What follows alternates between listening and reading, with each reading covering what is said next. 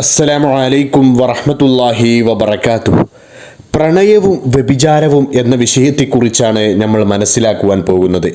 നമ്മുടെ ഈ ഒരു സമൂഹത്തിൽ പ്രണയവിവാഹം, ലവ് മാരേജ് വർദ്ധിച്ചു വരുന്ന ഒരു കാലമാണ്. പ്രണയവിവാഹം അധികം ആളുകളും അതൊരു പാഷനായിട്ട് എടുത്തുകൊണ്ടിരിക്കുകയാണ്. പ്രണയം നമ്മുടെ മക്കളിലൊക്കെ, ചെറിയ സ്കൂളിൽ പഠിക്കുന്ന ചെറിയ മക്കളാണെങ്കിൽ പോലും അവരിൽ പോലും പ്രണയം. പഴയ കാലഘട്ടം പോലെയല്ല, കുട്ടികൾക്കൊന്നും ഇതൊരു വിഷയമല്ലാതിരിക്കുകയാണ്. പൊതുസമൂഹത്തിന് മുമ്പിൽ ഒരു വിഷയവുമല്ല. എന്നാൽ ഒരു രീതിയിലും അവർക്ക് പേടിയോ അല്ലെങ്കിൽ അവർക്ക് മടിയോ ഒന്നുമില്ലാത്ത ഒരു കാലഘട്ടത്തിലൂടെയാണ് നമ്മളെല്ലാവരും പോയിക്കൊണ്ടിരിക്കുന്നത്. നമ്മുടെ മക്കളെ പടച്ചറബ്ബ് കാത്തുരക്ഷിക്കട്ടെ. എല്ലാ രീതിയിലും നമ്മളെ മക്കളെ പടച്ചറബ്ബ് കാത്തുരക്ഷിക്കട്ടെ. അപ്പോൾ പ്രണയവും വ്യഭിചാരവും.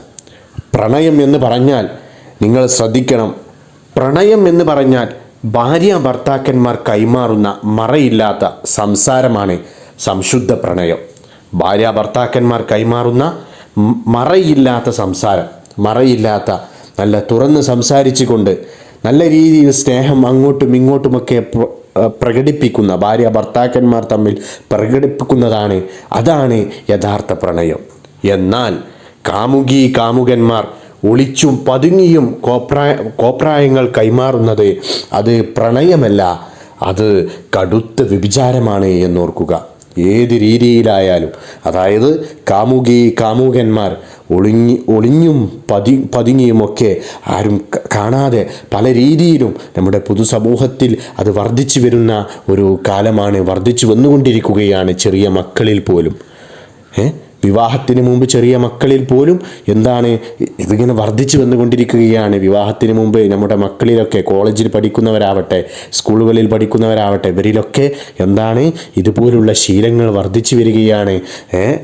പല രീതിയിലും പല തരത്തിലും പല കോപ്രായങ്ങളും കാട്ടിക്കൊണ്ടിരിക്കുകയാണ്.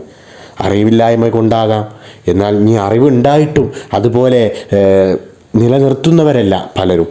അപ്പോൾ ഈ കാര്യങ്ങൾ പ്രത്യേകം ശ്രദ്ധിക്കുക, നമ്മുടെ മക്കളെയൊക്കെ ശ്രദ്ധിക്കുക.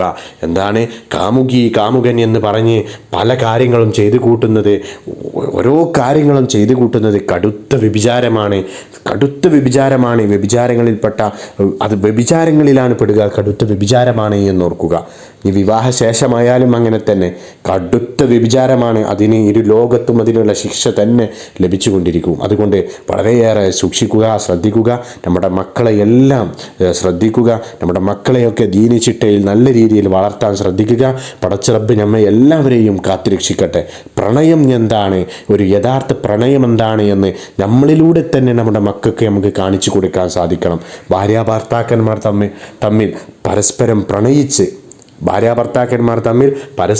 പ്രണയിച്ച് മറയില്ലാതെ അങ്ങോട്ടും ഇങ്ങോട്ടും പല രീതിയിൽ സംസാരിച്ച് നമ്മുടെ പ്രണയം എന്താണെന്ന് അവർക്ക് കാണിച്ചു കൊടുക്കാൻ പറ്റുന്ന രീതിയിലൊക്കെ കാണിച്ചു കൊടുക്കുക.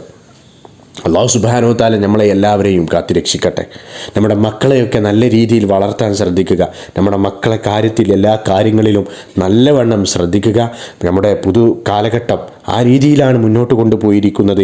അതുകൊണ്ട് നമ്മുടെ മക്കളെ കാര്യത്തിലൊക്കെ വളരെ ഗൗരവത്തോടു കൂടി എല്ലാ രീതിയിലും ശ്രദ്ധിക്കുക. കോളേജിലായാലൊക്കെ പോകുന്ന, രാവിലെ സ്കൂളിലേക്കെന്ന് പറഞ്ഞു പോയി അവിടെ എന്തൊക്കെ കാട്ടിക്കൂട്ടുന്നതെന്ന് നമുക്കറിയില്ല. അതുകൊണ്ട് ഈ കാര്യങ്ങളൊക്കെ പ്രത്യേകം ശ്രദ്ധിക്കുക മാതാപിതാക്കൾ. പടച്ചറബ്ബ് നമ്മളെ എല്ലാവരെയും കാത്തുരക്ഷിക്കട്ടെ. നമ്മുടെ പൊന്നുമക്കളെ എല്ലാവിധ ശെകുത്താൻ്റെ ഇടപെടലിൽ നിന്നും, ഇബ്ലീസിൻ്റെ ഇടപെടലിൽ നിന്നും കാത്തുരക്ഷിക്കട്ടെ. എല്ലാവിധ ഇബ്ലീസിൻ്റെ പിത്തനകളിൽ നിന്നും നമ്മുടെ മക്കളെ എല്ലാം പടച്ചറബ്ബ് കാത്തുരക്ഷിക്കട്ടെ.